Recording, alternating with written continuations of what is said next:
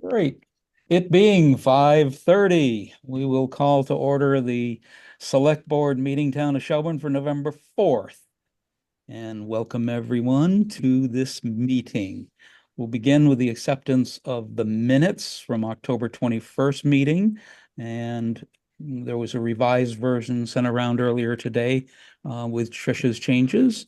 Andrew, are you all set, ready to act Yes, I'll on? move that we accept. I'll second.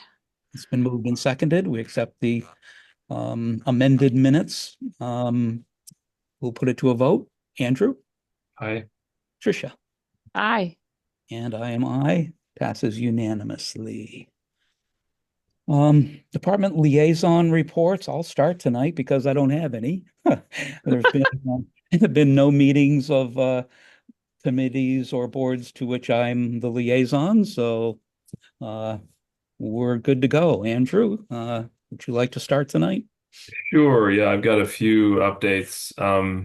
The Pratt Library Committee will be meeting this coming Thursday, so we'll have more to say at the next meeting about that. The Memorial Hall project, just to give you an update, as I've been connecting with the Memorial Hall Association group that is working on that.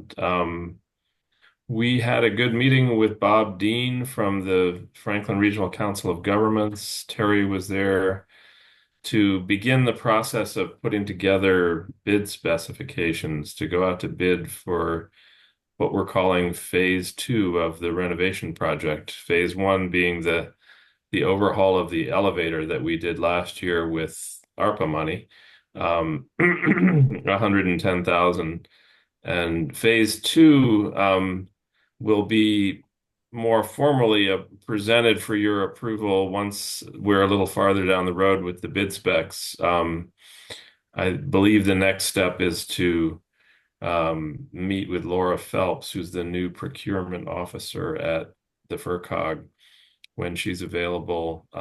Bob sort of did the initial meeting, and the basic outline of the project, which you'll see in more detail with Joe Maddie's seating plan and photographs of the new proposed seats and the work that we're contemplating. But in a nutshell, phase two is to repair the tin ceiling, which has a fair amount of water damage, to paint it, and to repair the floor, which has buckled over the years of when the hall was sat unused for 30 years in the cold with no heat up there. And so the floor needs repairing. And when the floor is repaired and the seats have been removed, then we will have a nice empty hall with which to fix and paint the ceiling. And then when that's done, we will reinstall new seating into the hall. So it's basically floor, ceiling, uh, painting, and seats is phase two. Wow. And we've gotten estimates from a number of contractors to try to flesh out the bid specs. We are estimating that all of that work at prevailing wage would cost just a little under $400,000. And the good news is that we have most of that in hand now, through the state matching grant, the town contributions, and money raised by the Memorial Hall Association. And they're continuing that process. So we were hopeful by the time construction or the bids get accepted that we will have more than enough, we hope. So that's the general scope of the project. But as I said, the Memorial Hall Association will come and make a more official presentation soon. In terms of the highway, Jeff did did get some concerns expressed to him by Holly Sontag over at Church Street, who's continuing to get flooding problems in her basement, where the bank of the stream or culvert that runs by her house is collapsing. We looked at it together and didn't essentially change our estimation that the problems are occurring not in the town right of way. So it's unfortunate. It looks to Jeff like most of the problem is resulting from the bank of the stream on the upward side is beginning to collapse and is pushing material over toward her side and causing the water to move in that direction. The upward side is owned by the next property owner up, so it's a difficult problem because their embankment failure is causing a neighbor's problem essentially. So we'll see where they go with that. But so far, no change in our sense that the town is not really involved in that project at the moment. I'll wait on the temporary bridge and the solar project because those are both on the agenda later on. Jeff reports that he has about 110,000 left in fair share money for the highway, of which about half is committed, both to I think, what was it, 18 tons of gravel that he purchased to stabilize the embankment over at Old Greenfield Road.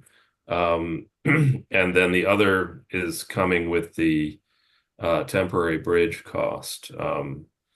But he'll still have about $60,000 left after that. Old Greenfield Road is substantially complete in terms of major construction work. The crew is doing, as I said, the shoulder work. I'm sorry, that was 800 tons of gravel that he purchased for $17,000. And he estimates there's a little bit more than $100,000 left in the MassWorks grant, or will be when Warner is paid out. Warner went somewhat over on the ledge work. And there's still the guardrails left to do. So those were bid separately, and we'll have to address that and the cost associated once the main project is complete and paid out. Otherwise, his crew is continuing to get ready for winter, putting whips out to identify raised structures once the snow flies, getting the lot cleaned up across the way. And I think that's pretty much it. Terrific. Excellent report. A lot of detail. Thank you. Tricia. Thanks, Andrew.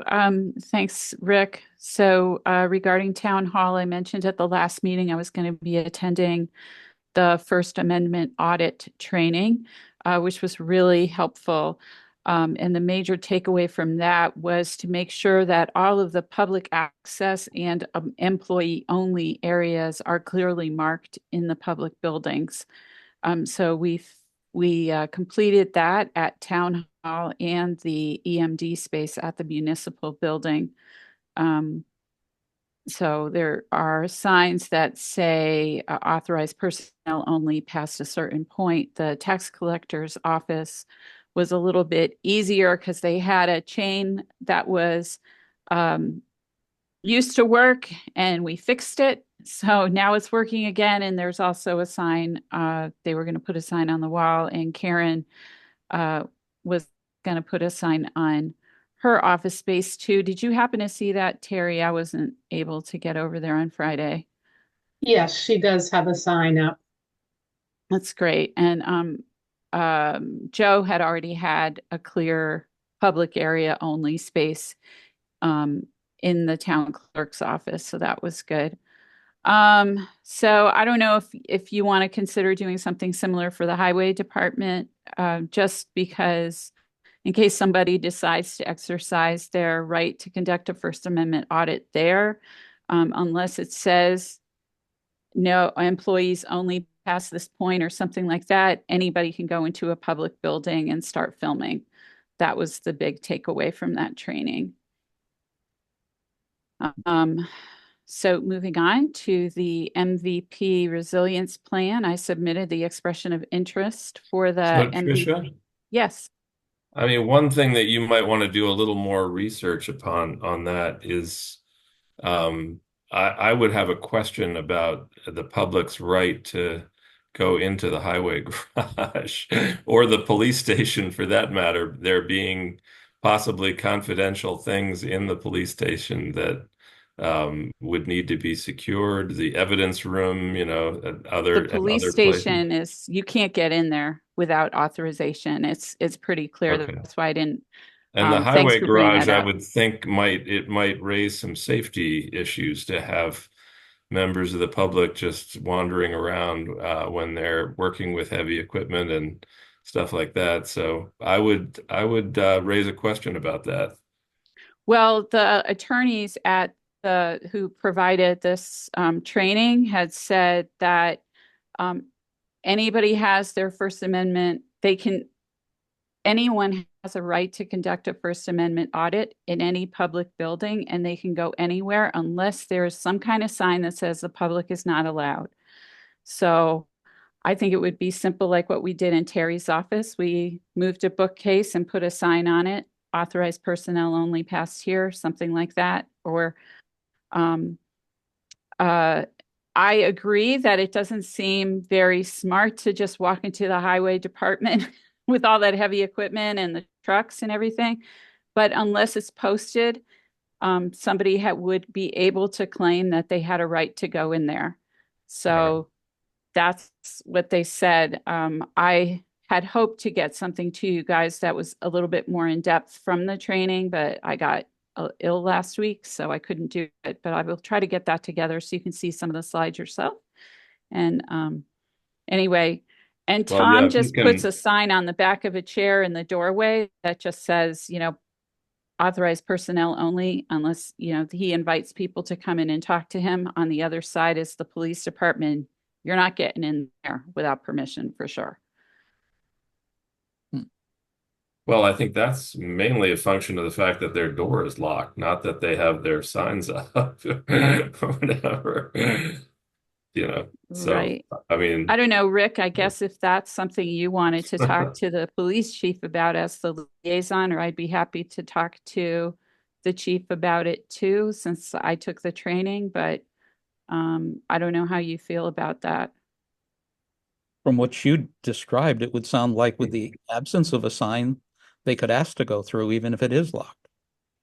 So what's the harm in putting up another sign? What's the harm of putting a couple up at the highway department? that's fine. I guess I would take Terry's direction on what the signs should say and where they should be posted, and we can advise Jeff and Greg about that. Carrie? I believe Greg has put up signs since he and I talked. Okay. Okay, so it's just the highway department. So, I mean, I'm happy to talk to them, Andrew, talk to Jeff, or if you want to do that, that's fine I'll too. talk to him next time we meet. We meet on once a week. Okay. If you want to forward the recommended language to me, that would be great. Okay, cool. I can do that. Let me just make a note there. Okay. Great. Okay. So the MVP resilience plan, I submitted the expression of interest for the MVP action grant. I submitted it on the 29th of October. I had to wait to get the estimates from FERCog and Weston and Sampson. So FERCog hadn't gotten all of the information that they needed from Nick Miller, who is the geomorphologist. So Allison based an estimate of his work on what he has done for Buckland and for a similar project on the Clesson Brook, which I think Allison described when we met with her last time. I added a little bit in there for like grant management, communications, and then just in case anything goes wrong, because this is just an estimate right now.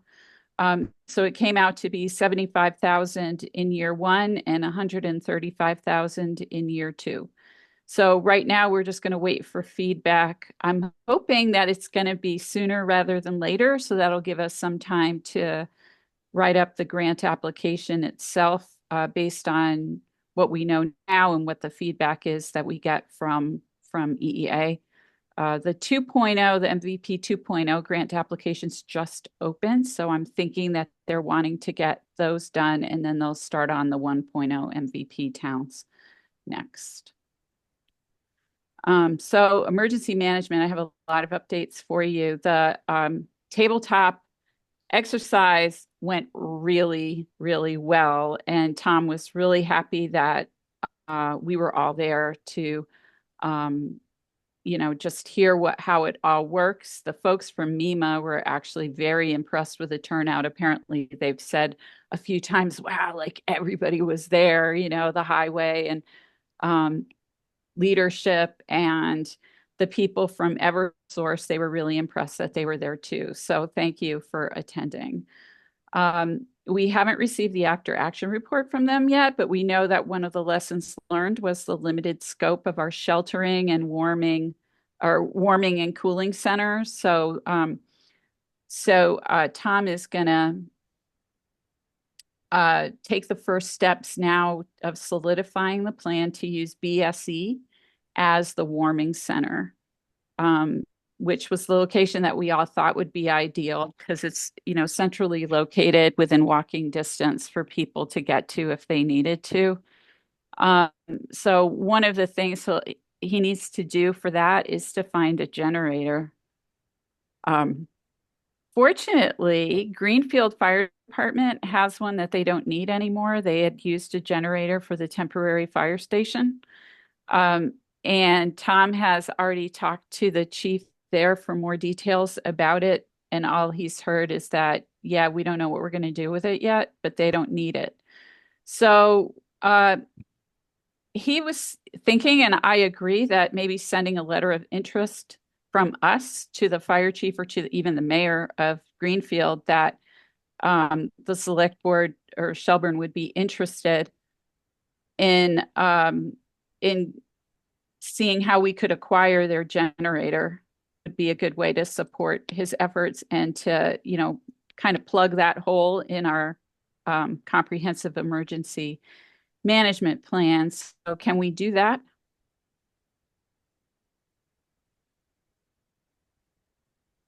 I don't know why not. Never hurts to ask. That's what I figured. I mean, the worst they can say is we don't know yet. We'll get back to you, but at least kind of like they'll know we're thinking about it. That's great. Thank you. So what I can do is draft a letter and then I'll send it to Terry for distribution. Does that sound good? Fine with me. Okay, great. Thank you.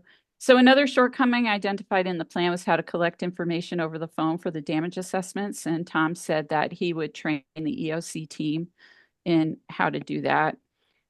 He also had planned to provide you, Rick, as select board chair, a downloaded copy of the web EOC form that declares an emergency. Has he been able to get that to you yet? Okay, I'll follow up with him again. And I have to provide him with a contact person at the Medical Reserve Corps so we can set up MOUs with them. Last week on the 30th, he attended the resource fair that was sponsored by the Mary Lyon Foundation over at the high school. He had 27 visitors to his booth. And so he had short discussions with them and gave them some literature. And really, most importantly, because you guys know I talk about social ties a lot and how that improves the town's resilience. He was able to make some really excellent social ties of the upper kind, which is government to government ones. So he connected with a new EMD from Plainfield, Meg Ryan, who's the public health nurse from FERCOG, who told him that she really wants to be involved in future training exercises. And Phoebe Walker, who's also at FERCOG, she's in charge of community health and also, I think, is the moderator at the town of Buckland. So she'd like to develop a closer relationship with our team too. then Nathan Morrow from MEMA, who our regional coordinator, sent me and Tom a link to submit a statement of interest to their mitigation unit. And that would get the ball rolling on meeting to discuss programs that would best fit our needs within what MEMA has to offer. So my quick review of that application is that it requires the identification of a specific top project, and then their team can help from there. So Tom and I were hoping to meet with Jeff next Monday if we need to identify that project. But I see right before he left for the day and I was gone, he sent me an email that he thinks he knows the area of concern. So I'll follow up with him on that. That's all I've got. Great. Rick? Yes, go ahead, Andrew. Just a couple of addenda from my reports that I was reminded by the discussion about signs. Just to keep you all in the loop, I did respond to some correspondence we got from a concerned citizen about the open sign at Ozma's, which is a cloth sign that, they post out when they're open, which is quite large. And so I went and reviewed the temporary sign bylaw in our zoning bylaws, and it has basically 4 provisions: that the sign be set back 5 feet from the property line, that it not be more than 5 feet high, that it not be more than 6 square feet on a side, and that it not be illuminated.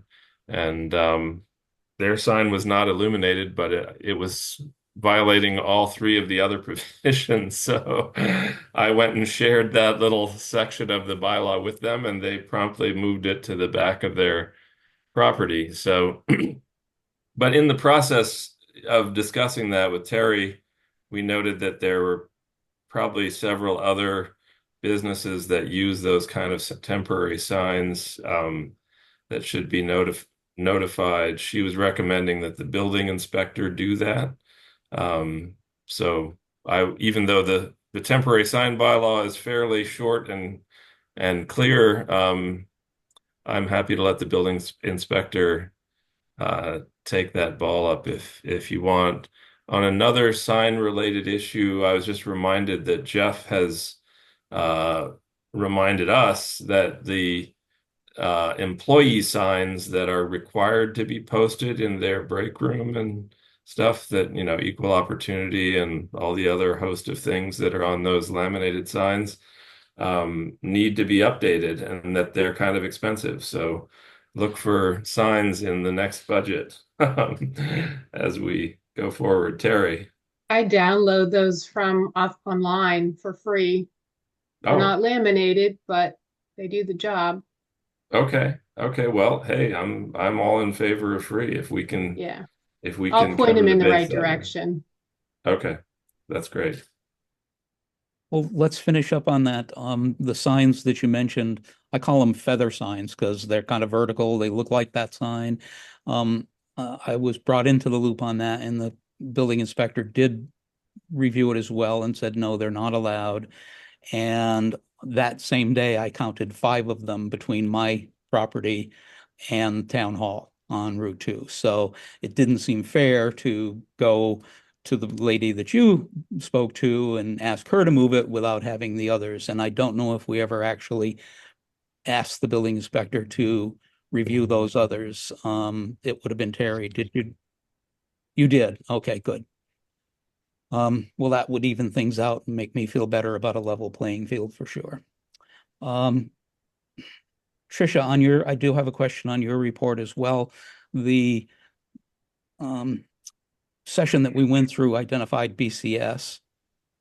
There's no C.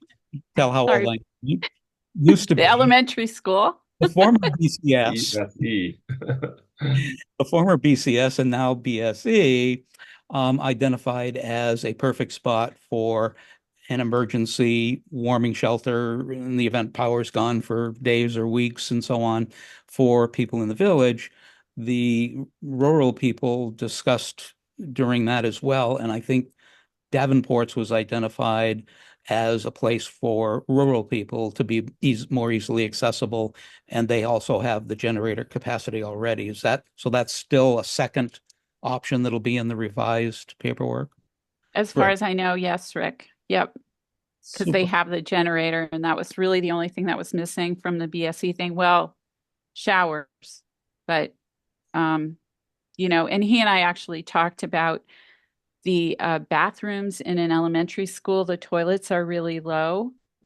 So I had mentioned it might be a good idea within our emergency supplies to see if we can acquire those ones that they're almost like commodes, but they're not.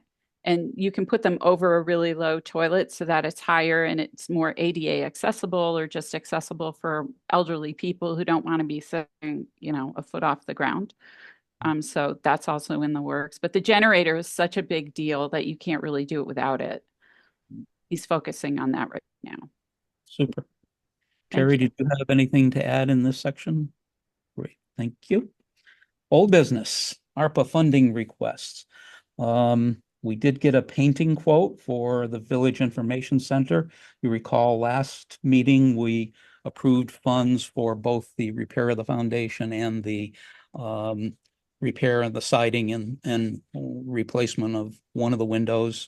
Then obviously during this time, while we have access permission from the abutter, since they own literally to the wall itself, to use their property to do this work, it's prudent to go ahead and look at finishing the job, which would be to paint it. The people at the Village Information Center apparently know the color number and have that information available, so it'll match the other three sides. So we looked for estimates for painting that gable end, the uphill side where all the damage is, that needs to be brought back into some reasonably aesthetic, pleasing condition.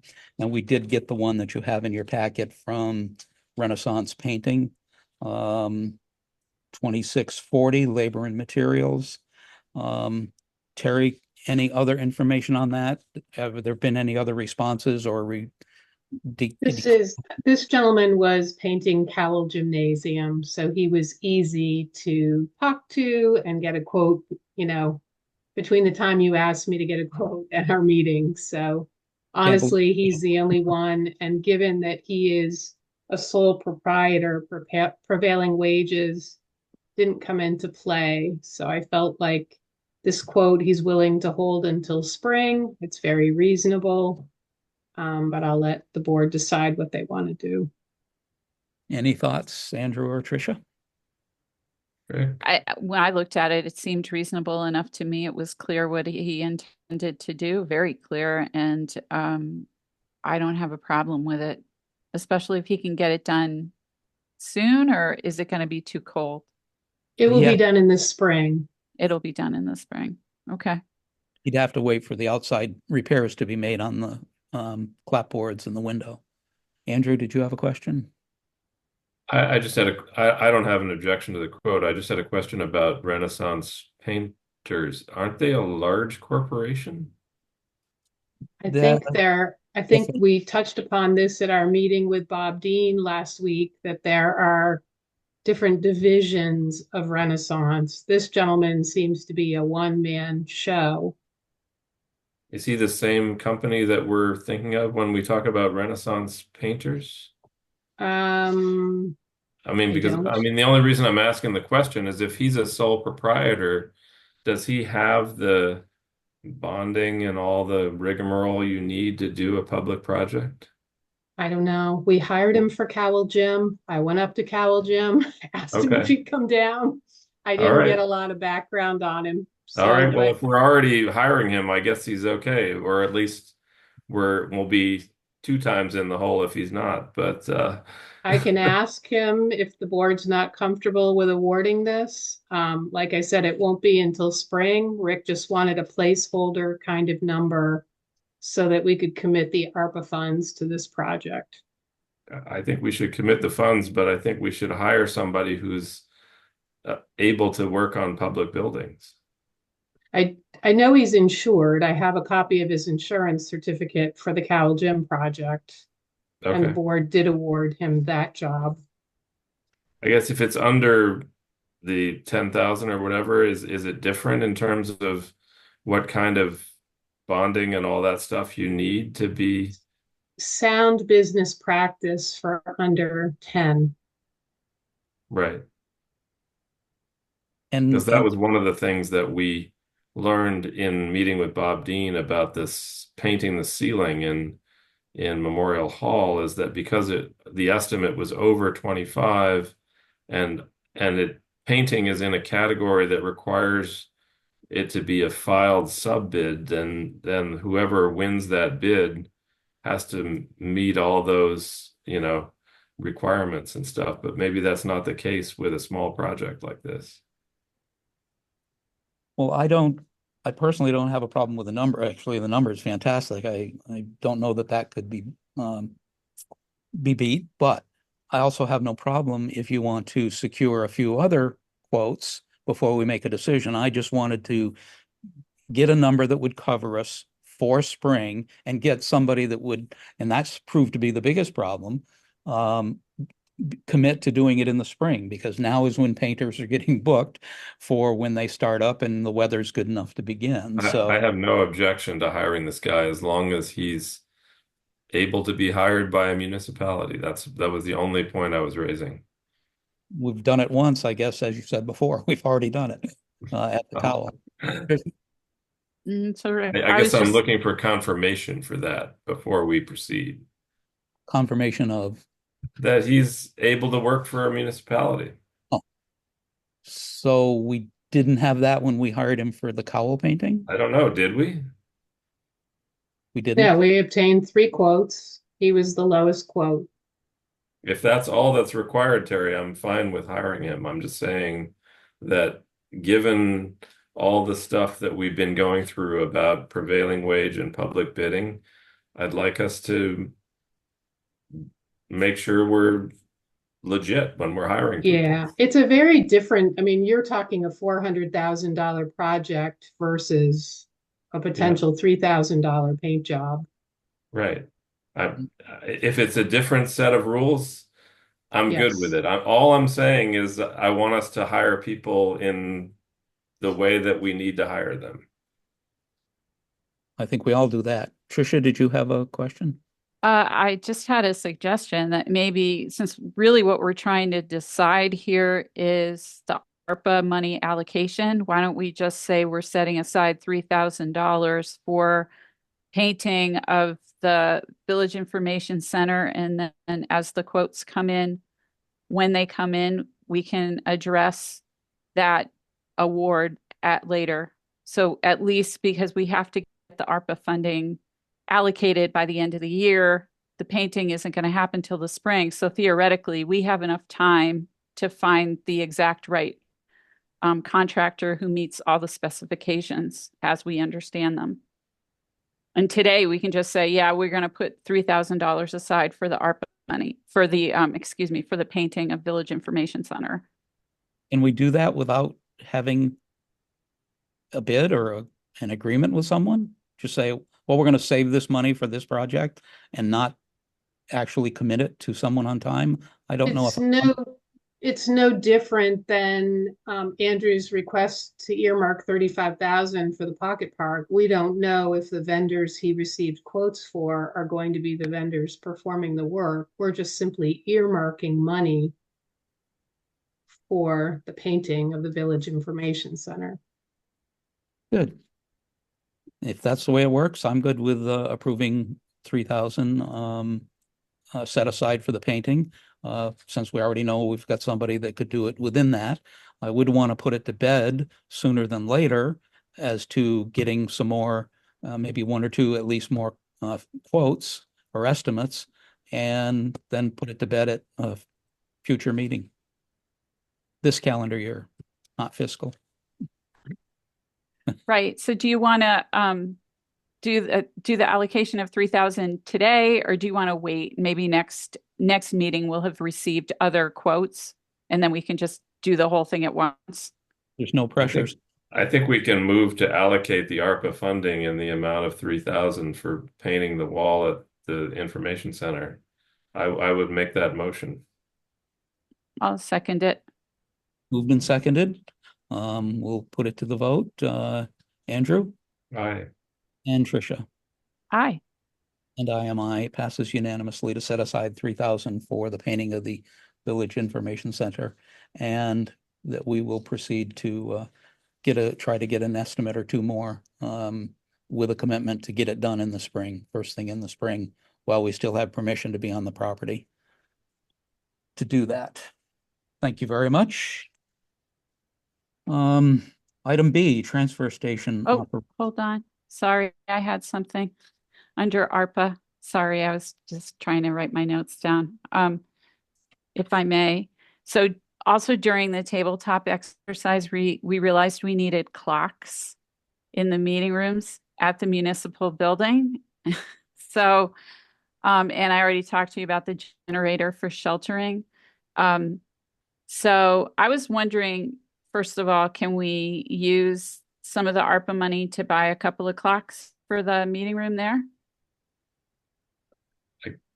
My question is, Tom has an annual grant that he applies for emergency equipment.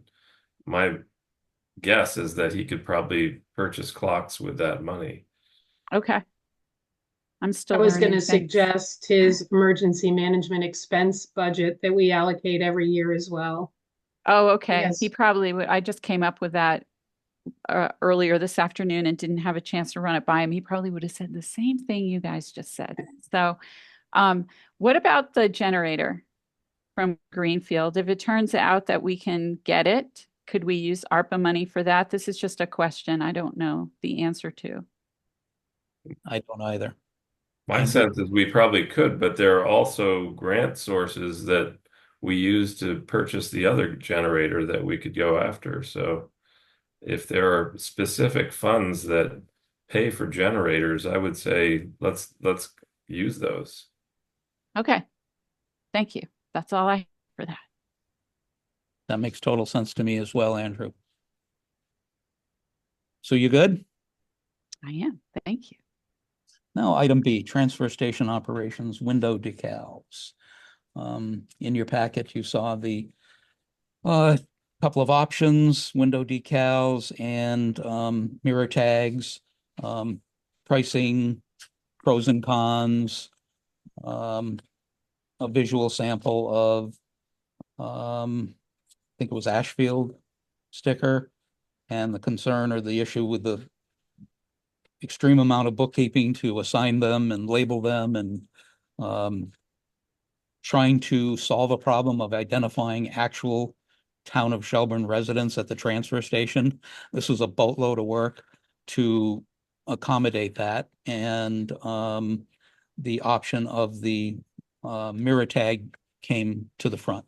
So thoughts in general on that? Rick? Tricia, you had your hand up first. Go. Thanks. I love the mirror tag idea, and it's a little bit cheaper than the other one. I think based on my discussion with Joe at the transfer station, that would be kind of preferable in terms of being his visibility of the tag. I know it's the honor system, but it's better than the honor system we have now. I think we also, at our previous discussion of this, whether it was the last meeting or the one before or both, that we would kind of do this as a trial, put it out, see how it works. If it doesn't work, we just, do something else, punt.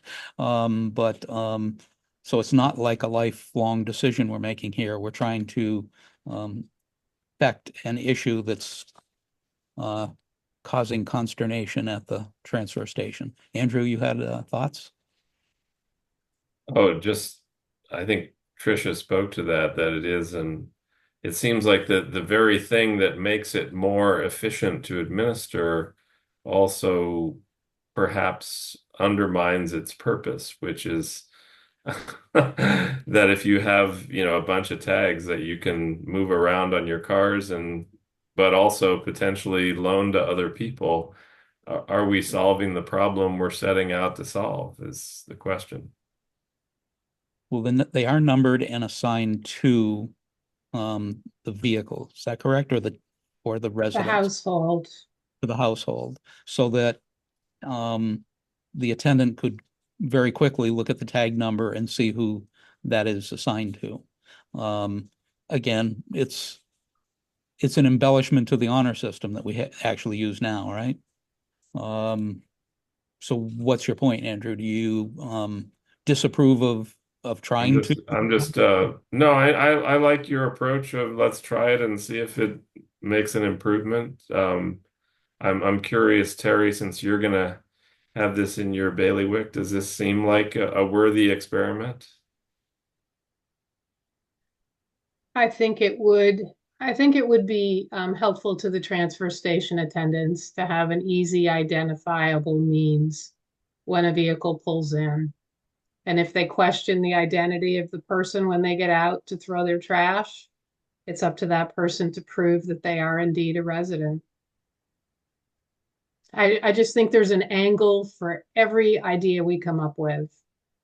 Let's face that. Yeah, Tricia. Yeah, I would agree with Terry on this too. And I think that, all we can do is try. And I think that based on my conversation with Joe, he was like, yeah, that would be a good thing to be able to see, yes, you belong to Shelburne, and then um at least, the ones who are being problematic, they might think twice. He has a way to say, hold on, I just saw tag 7 roll through here 10, 20 minutes ago, or something like that. But yeah, somebody who's going to find an angle will find an angle. And I will try it. I think we try it and see where it goes. So do we make a motion about pursuing the mirror hanging ones, or do we want to wait and come up with a distribution plan? We can use, we can put a note in the excise tax bill in January and February to all the households, informing them of the plan. And then it sounded like you wanted to maybe start this in the spring. I'm not concerned with the distribution of them. I think we have a lot of different means to notify residents or homeowners. But they would become effective July 1. So between May and July 1st, we would be distributing them. And we had talked about making them available at town meeting and the like as well. I'm totally fine with moving forward and give it a shot. We've kind of beat this around, and I think Terry's come up with this mirror tag is a great option that seems to be the less. I mean, otherwise, let's hire somebody full-time to administer it, which is getting silly, of course. It's better than doing nothing, I think. So I would entertain a motion to move forward with ordering mirror tags. So moved. I'll second. Moved and seconded. All in favor, say aye. Andrew? Aye. And Tricia? Aye. I am aye. Motion passes unanimously. Item C, solar array installation at the highway pole barn, the contract amendment for cellular hardware or internet service for the monitoring, which turns out to have been in our specs. And all of a sudden they said, well, which one do you want? So that's what brought this up. Our vendor obviously said, hey, which are you doing? You saw the two options available. One was over $2,000 in 2 years. The other was $2,000 for 5 years. It seemed PV Squared, the vendor who is installing this, would be supplying item 2, going with a Comcast internet monthly charge for the rest of time would involve a lot more rigmarole, and this is something we can just authorize them to move forward with. But it would require a change order. Any thoughts on your preferences? Go ahead, Tricia. Oh, thanks. So two things, I guess, is just a comment about getting the PV squared cellular hardware. My understanding is if anything goes wrong with it, they can fix it. So you wouldn't have to deal with Comcast or anything like that. So that would be a really good thing. It looks like overall the savings is so significant, it seems ridiculous not to go that way too. I forgot my second question, but I'll come back. Okay. Andrew? Yeah, I would move that we approve the PV squared recommended version of the cellular hardware. And it seems that because we part of the financial package that we have purchased with this solar array is the earning of renewable energy credits or RECs, and those require reporting monthly, that this would be an automated system to report that. And it sounds, according to the estimated cash flow sheet that PV Squared supplied us, we are projected to earn about $14,000 in RECs over the 25-year life of the project. That's great. Oh, I remembered my second question, which was you said something about it's a change order, but Correct. it was part of the contract. It shouldn't really be a change order. Are they charging us for it for the Well, change order? our RFP stated that we had internet service. So in the contract, it turns out we don't. So it is an additional expense to be approved and a change order to the contract.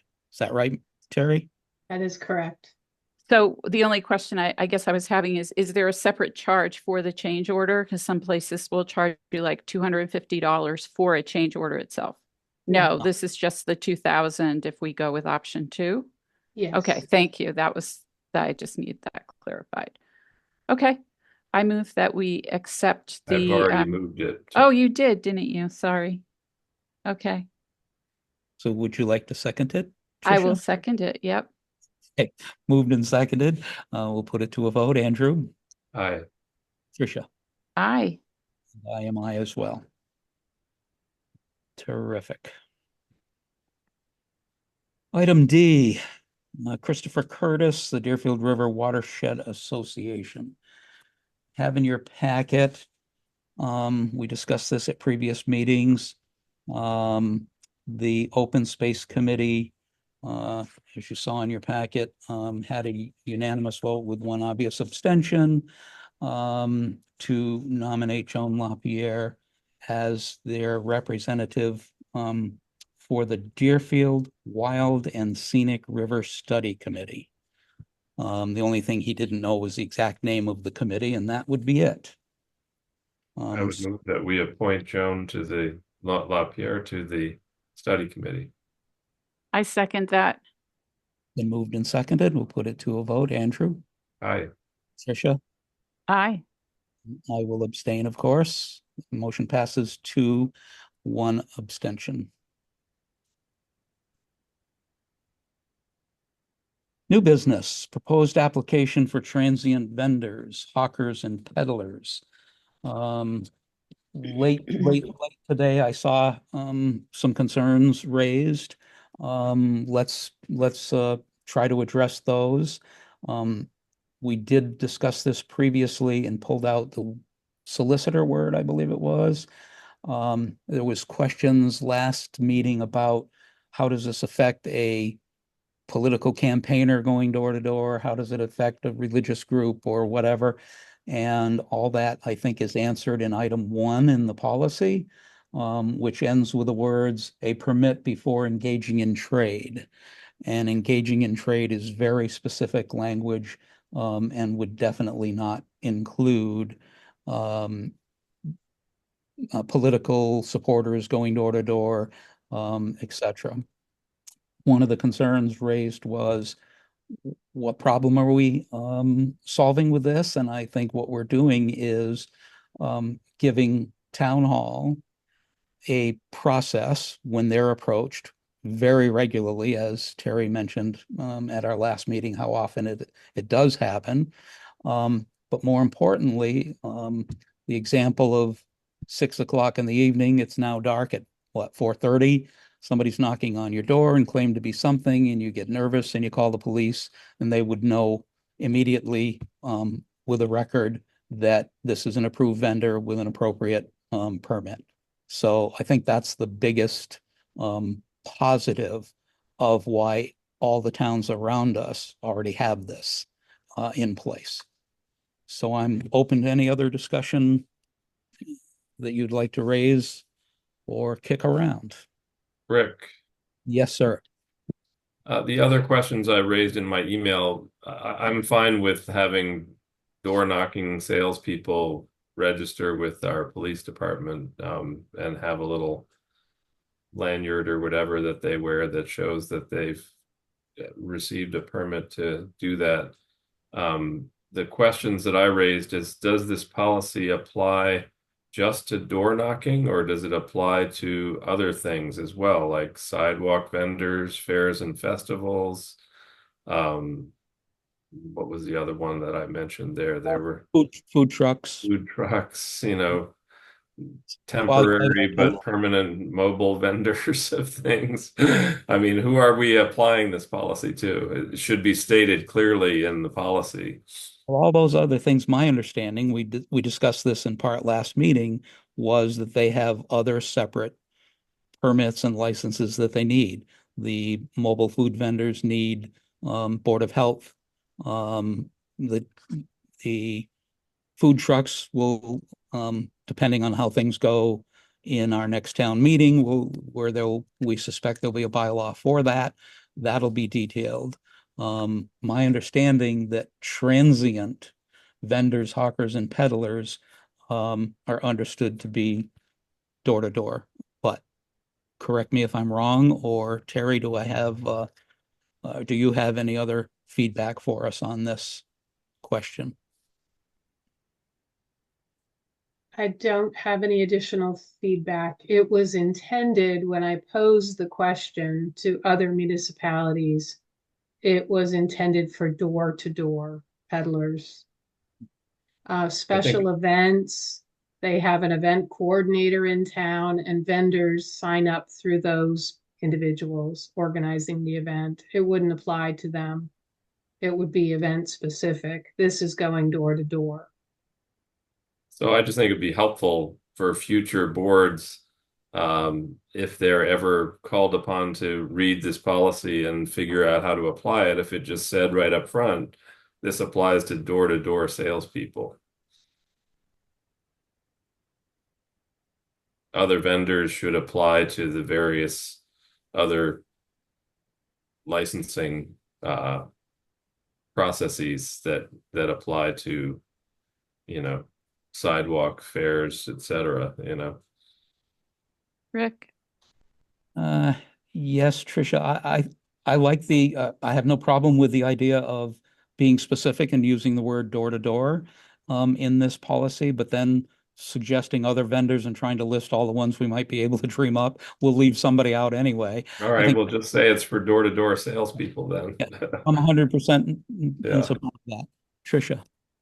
So I think Andrew brings up an important point, because on the actual application itself, it's for the supplementary information application for a temporary license. There is a line that asks for structure for the temporary service, and one of those things is a tent, a motorized mobile unit, or a non-motorized mobile unit. So I wouldn't expect a tent to be coming to my door, right? So I think that does provide kind of a little bit of confusion to what the policy is really addressing if we're saying you can do it with a tent. And I think this should be for transient vendors, door-to-door transient vendors. Although a hawker and a peddler could be someone peddling educational books as we've had in the past. So let's just put a hold on this and I'll do a little more research in my spare time. Ah, Thank you, Terry. I'm totally good with that. Everyone else? Yes, that's fine. Thank you, Terry. Andrew? You're welcome. Sorry, we keep like finding little tweaks here and there, but I You want to think get it it'll right. be good at the end. Yeah, we want to do it right. It's worth doing. It's worth doing right. And I agree, the word door to door does make a lot of sense to actually have it there rather than be assumed. So, Rick, yes, Andrew. can I just say on this next item, it seemed to me pretty clear that the email from whoever in our packet said this does not need a special town meeting. I'm just cutting to the chase here. Well, I read that at first, and there was two people in the email string, and it said something about so you can do it at your next town meeting. But then as the communications continued, our town accountant has stated that it needs to be done within this fiscal year to adjust the 2024 fiscal year buckets. So we did it properly for fiscal 2025, but it was so new at the beginning that we didn't actually assign those revenues collected because there was no state matching funds at that time. They just are floating in a let's call it a bucket, and didn't get assigned to the 10%, 10%, 10% categories that the law requires. And so for her to file this report, she needs that to be a formal vote and ask that to be in a it needs to be a town meeting to assign it. So a special town meeting would be required. We generally have one for housekeeping at some point prior to the next annual town meeting anyway. So this would be something that we could add to that. Terry, any other clarifications? No, it was just clear. The Department of Revenue said that we had to have one in the spring. If you read the last sentence of this response from David Guzman and Jared, I'm not sure what his last name is. That's where I got confused actually, because it says based on the fiscal year 24 revenues in the spring at a special town meeting, have them vote the 10% amounts to each reserve. This will make the town whole. They can do it at their next town meeting. So is it the annual town meeting or a special town meeting? I don't understand which. So I'm confused what they really need us to do. Rick, Yes, Andrew. my feeling about it is if we are in fact doing a special for other reasons, I have no objection to putting this on as an administrative task. But if we're only doing a special for this purpose, I would object to that because it feels like just a little bureaucratic tweak that we can address at town meeting. We're going to vote this stuff at town meeting anyway, so having this be one item before the votes for the actual spending solves the problem, in my view. I think we have to be aware too that special town meetings aren't free, right? That's a cost that the town incurs to hold the special town meeting. And so is it really worth whatever it is that we're trying to capture? I agree with Andrew. And if we're having one, we'll tag it on, but not have a special town meeting just for this purpose. Unless we're getting like $1 million from the state. Well, we don't need to act on it tonight, obviously. It's not that urgent. I think we should ask our accountant directly if she can file the required paperwork, this fiscal year 24 CP-2 without that vote having been taken. And if she can't, and it needs to be filed prior to the next fiscal year, we'll have an answer of whether we need one just for this or not. So let's follow up with the accountant specifically about that, because I agree, one minute he says special town meeting and he says get it at your next meeting, your next town meeting. So it's ambiguous. Rick, Terry has something to contribute here. I'm sorry I didn't see. Terry? That's okay.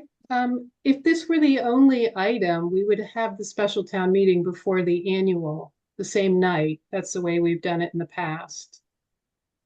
But right now, these funds for FY24 are just sitting in an undesignated, you're just in like a general fund for CPA. And it's town meeting that has to do the allocation. And So without if we without- have an annual town meeting, it's 7 o'clock, we can have the special at 6:30 for this one item, if that's the only item there is to be addressed. That sounds fine. But won't we be coming to that town meeting with recommendations from the CPC as to which proposed projects they would wish to fund, and they don't have an actual number in a bucket for the fund they're taking it from without that? Rick, this is a purely administrative process that has nothing to do with who proposes what in what bucket. It just says that the CPA law says that you're required to have a minimum of 10% of your funding in each of the three buckets. So that's all we're doing is saying if the number is $100,000, that 10,000 is going into open space and 10,000 is going into historic preservation and 10,000 is going into affordable housing. That's it. And then you review whatever projects you have and you spend the money according to the will of the voters. But all it says is that that minimum amount has to go in each of those buckets. Yeah, I think that's understood. Terry? We started collecting funds in FY24 before the actual subcategories were established. We did not establish those until FY25.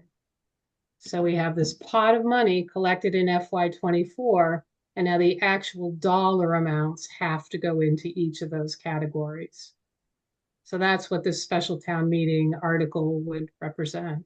Yeah, but let me just finish but let's just say, for example, that there's a $60,000 proposed project in historic preservation and the voters say yes to that. Great, we spend $60,000 there. All this is saying that if we have $100,000, you have to reserve $10,000 in open space and in affordable housing. Tricia? Yeah, so actually, I want to take a step back for a second because the statute for community preservation says that there are only certain buckets that this money can go into. And so why do we have to vote on this if it's part of the law that says it goes to historic preservation, housing, low-income housing or affordable housing or open space, right? There's four, right, Andrew? Well, recreation and open space are in the same bucket, yeah. Okay. So, I mean, the statute says it. Why do we have to vote on it exactly? Because what we're voting on is to say that, again, if you have $100,000, you can't spend the entire $100,000 in one bucket. You have to reserve at least 10,000 of that in each of the other two buckets. So 20% of your money is going to go, into those other two areas. So it prevents a town from saying, oh, we hate affordable housing, we're not going to spend any money in that. It's saying, no, you actually have to reserve 10% of your funds for that bucket. I'm having trouble understanding why this is such a big deal since it's just basic housekeeping. It is a housekeeping as far as I'm concerned. I don't see it as a big deal. Well, good. So we've spent plenty of time on it then. I think we should, as discussed, if we have a special town meeting requirement prior to the annual town meeting, this will get rolled into it. And if we don't, we'll do it the night of, but prior to our next annual town meeting. Great. Great. I'd also, Terry still like to have the is it Dara, our town Yes. accountant, advised I'll as to have her break it down very simply what for the you. numbers are, et cetera. Yes. Perfect. Excellent. Any further discussion on this? Mm-mm. Okay. Quotes to install the temporary bridge over Dragon Brook on Bardwell's Ferry Road. Fair share funding, you mentioned that fund earlier, Andrew, in your report, can cover this expense. And I'm sure it's one that none of us would have guessed it would be that much, but if you drive by and look at that rascal, you can start to appreciate that it's not a small task. We got 3 proposals, and I'll just itemize them briefly. Clayton Davenport, a well-known local contractor, is 45,000 for moving and installing the temporary bridge. The concern obviously being access for fire trucks and services, et cetera, to get to those folks on the other side of it that now have a long route around Hillendale. And they did itemize the few minor things that are not included in that number. There was one in the middle price range of the numbers, which is 49,906 from Maximilian out in Pittsfield. The concern I had with that one was in their notes for clarification that the town's equipment and operators will be used to load the bridge sections at the town garage. And that is definitely not feasible. We do not have the equipment to do that. Where Davenport didn't box that out. So it gave me concern, even though it was a substantially larger number. The third was Warner Brothers at 59,500. I didn't see any issues or concerns in their proposal. Those are the 3 numbers. Tricia. So I had a couple of questions about the Davenport's said under number 3, removal by others. I'm not really sure what that means. That the price above includes removal by others. Maximilian's had very specific note that they would remove and dispose of the pavement from the road and load, haul, and dispose of the excavated soils. So I wasn't sure if that's the difference between theirs and where the Davenport quote said removal by others. Is that what the removal is that they're talking about? And then secondly, I didn't know that we couldn't get the, hold on a second, where you said the town would load the temporary bridge. Yeah, it's at the end of the second page of Maximilian. Item 1. To work no- with the town's loading crew to get trailer sections onto JHM's truck. So I don't see that that's necessarily something that they can't do. It doesn't sound like that they say they need a laborer to work with the town's loading crew to get the trailer sections onto the truck. Does that mean they're expecting the town to use a machine to get them up there? And how do we know if that's the case that Davenport isn't also requiring that? Because all they're saying is they'll transport the bridge from the highway garage down to the location of the bridge.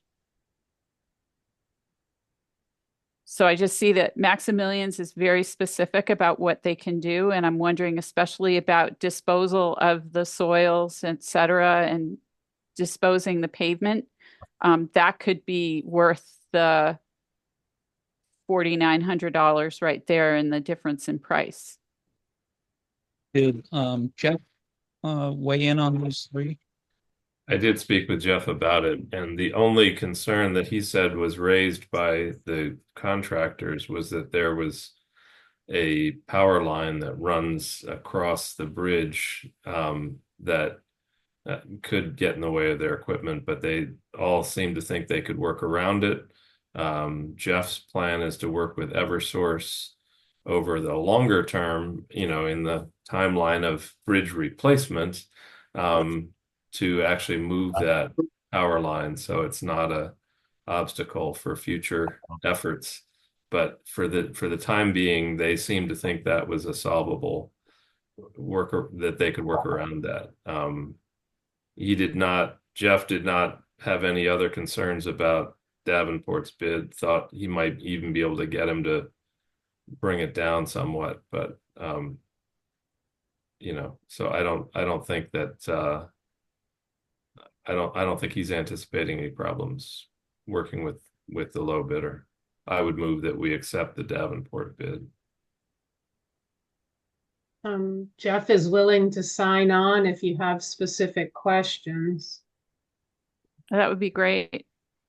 I'd just like to know about the removal of the materials and that there's a place for them to go, because I don't want to see them dumped in in the stream or down on a road that nobody drives on, or that it'll be hidden. I'm not saying that anybody would necessarily do that, but it doesn't seem like there's a specific plan. And maybe it's just that's how their contracts usually are. But if we could make sure of that, I'd feel a lot more comfortable that knowing that the materials that need to be disposed of are going to be disposed of properly. I think the permitting process would definitely have some impact on that, but the way I read the removal by others was the bridge after it's no longer needed to be removed. I don't think it was referencing removal. I mean, it says we'll move the bridge there, and removal is going to be by others. They're not including removing the bridge at some point. That was my take on it. Oh, I see. Okay. The concern about Maximilian and Liberty was that it would take a crane, and that we have a loader and a tractor, and it's not going to pick those things up. They're in two pieces. They're humongous, and that would definitely be unsafe. They're up on a banking, and they got up there with a crane. So my understanding was it would take a crane to get them down and loaded onto a truck safely. And Davenport's has cranes within 3 miles of our pit. So I think that's a point in their favor, and is excluded specifically in the Maximilian figure.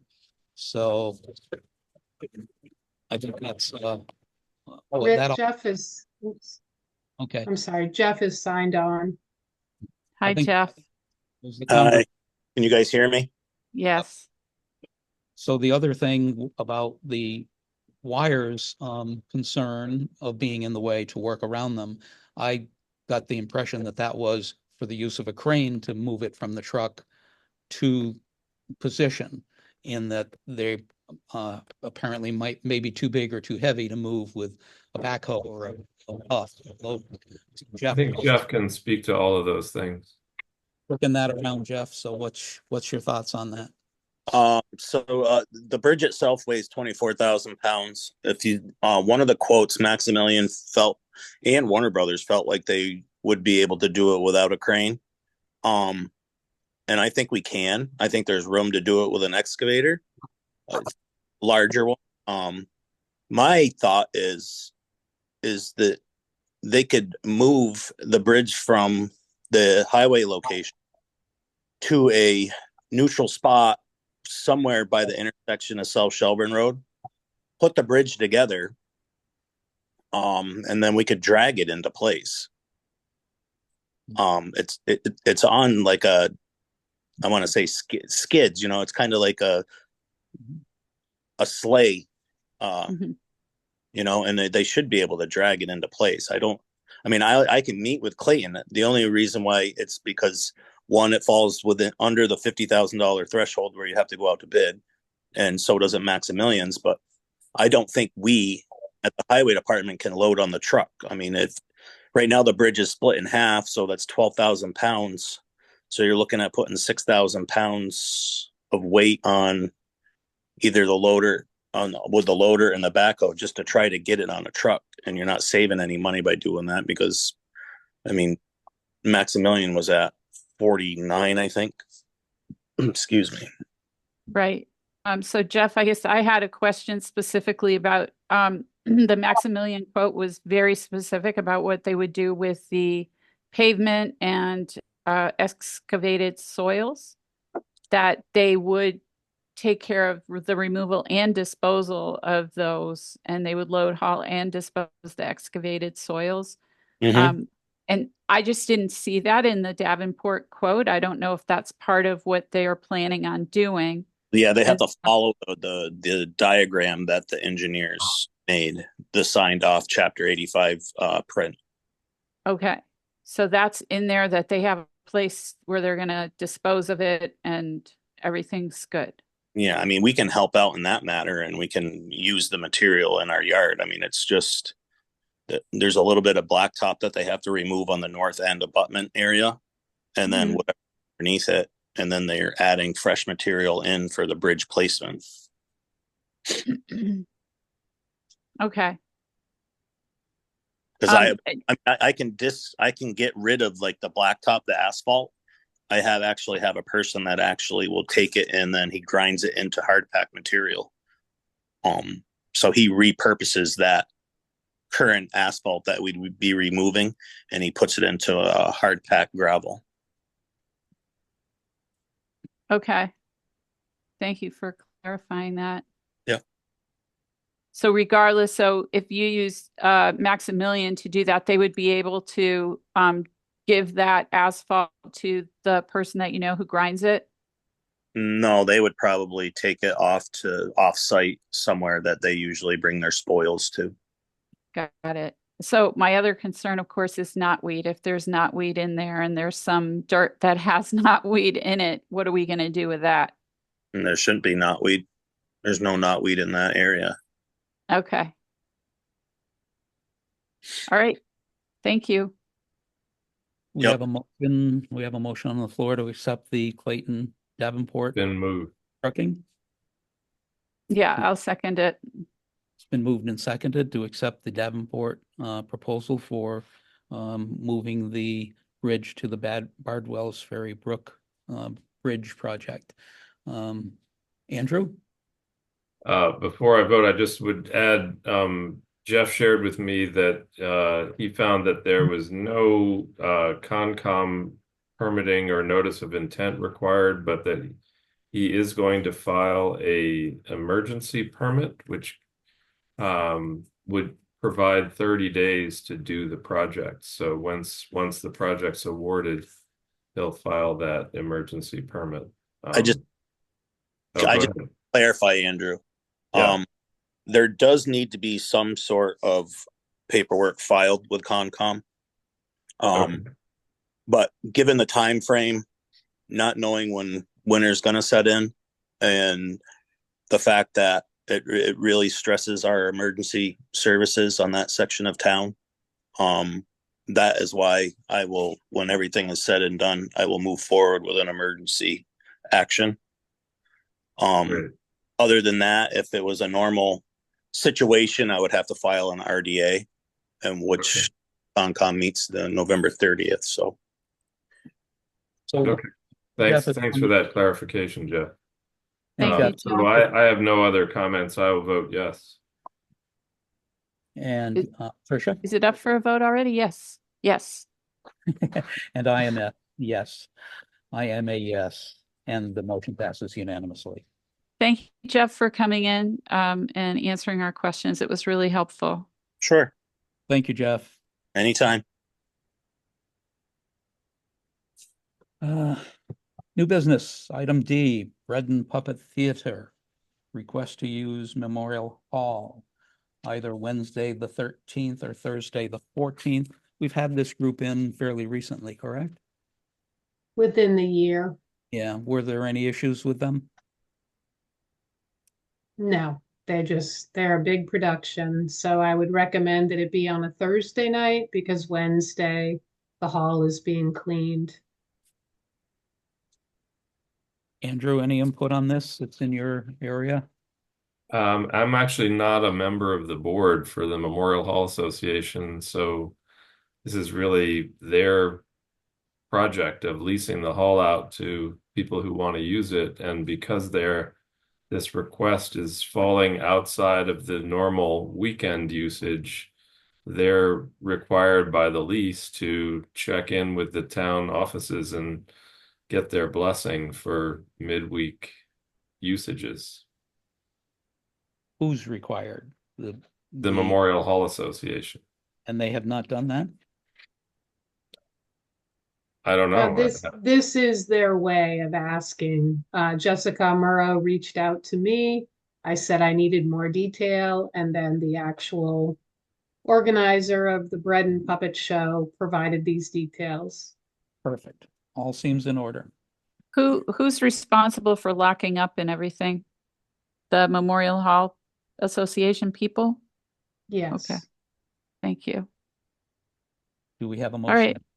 I move to allow them the use of the hall on Thursday, the 14th of November. I'll second. Moved and seconded. Any further discussion? All in favor say aye. Andrew, Aye. Tricia, Aye. and I am aye. Motion passes unanimously. Okay. New business, executive session item C, I would like to pass over. And we'll come back to that in a few moments. Step on to item 7, any other business? I'm unaware of any other. Terry, is there any that didn't make the agenda? I think I sent to each of you just the correspondence from the Department of Energy Resources that the town of Shelburne has reduced their energy by 20%. And they're going to be holding a ceremony where the town will be honored, and Jeff Bettner to date will be attending and is willing to drive if anyone wants to go with him. Right. That's awesome. That's really great news. So happy that everybody worked towards this goal. This was before I was on the board, and I think it's really fantastic. So congratulations to you for all the work that went into this. Great. Well, Tricia, just for clarity, it's an ongoing project. The benchmark was set before you started on the board, but we are now on the hook to continue, reducing our energy usage as long as we are participating in the Green Communities program. I see. So Well, we that's continue good. to gather data as we apply for grants to do various projects, whether it's the heat pumps in the Cowell Gym or the street lights or other things, that we have to continue to document what our energy usage is and how these projects are contributing to our increasing efficiency. That's great. And we've got that energy assessment from the grant we got last year too for the Cowell and Memorial Hall. So that'll be really great to use to move forward on lowering those costs there. Oh. Cool. Any other time-sensitive other business? Not hearing any. Our next regularly scheduled meeting is November 18th. Correspondence. We did receive. Rick, can I just say something? So I'm going to be in Boston. My husband is having some treatments for those 5 days. So I will hope to be there on the 18th. I'll let you know if there's a problem, but it should be okay. Okay. We'll miss you if you're not, but we'll handle it. Thank you. Correspondence, we did get a communication from the Community Action Pioneer Valley expressing their concern, and other than acknowledging that, did anyone have any comments on it? Wait a minute. What are you speaking about? I'm sorry. Community Action Pioneer Valley, they were expressing concern that the town does not plan to submit an application for Community Development Block I got Grant it. funding.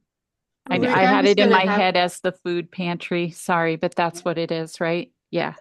Sorry, I Terry. was gonna put that on the 18th, the November 18th agenda. Okay, perfect. Perfect. All right, that brings us to public comment. Anyone have a comment they would like to make? And would you please identify yourself for us? Hi, I'm Kate Conlon. I live in Buckland. Okay. So I'll try to be really quick. The fishing treaty sign on the corner of Bridge and Deerfield references a treaty that was in effect from 1708 to 1758 and then recognized in 1744 by the colonial court. I did some poking around and I found that the Mohawk Trail Association installed it in the 1950s. I got some conflicting information from different folks, but that seems to be the most reliable.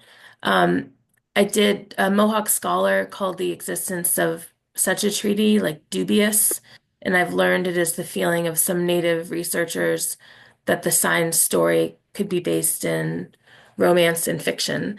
A Penobscot scholar who conducted diligent research on the matter couldn't find evidence of the actual treaty beyond its mention by Joseph Brant, Mohawk military and political leader who fought with the British during the American Revolution, who mentioned it while on a diplomatic trip to London in 1768, which is 10 years after the treaty is listed as having ended. I can't speak for Mohawk and Penobscot interpretation of the sign beyond the limited interactions I've had so far and the limited outreach I've done. I do know that the sign doesn't mention the Pecumtuck, further erasing their existence from the land, which were in their homelands. I hear the sign is currently being remade, and I hope we can pause and verify the history behind its language before it is completed. Okay, thank you for your comments. Rick, I'm not allowed to talk, right? Correct. To comment, right? Okay, thank you. Thank you for your Just wanted comment. to be clear. Thank you, Kate. Okay, we need to go to, having completed our agenda, go back to new business item E, and need to go into executive session for Mass General Law, Chapter 30A, Section 21. Subject matter is life insurance benefits. So we'll need people on to sign off. And that includes Falls Cable in the recording session. And Angel, our town treasurer, will remain on to fill in the gaps during the executive session. So Rick, just one thing to mention is that the board will not reconvene in open session following the executive session, correct? had it written down and forgot to write it. It's forgot to say it. Yes, thank you for saving me. Yes, No we'll go into problem. executive session and we'll adjourn the entire meeting within that executive session and will next be seen on the 18th. Okay, Rick? so David might not be following this. Go ahead, Ann.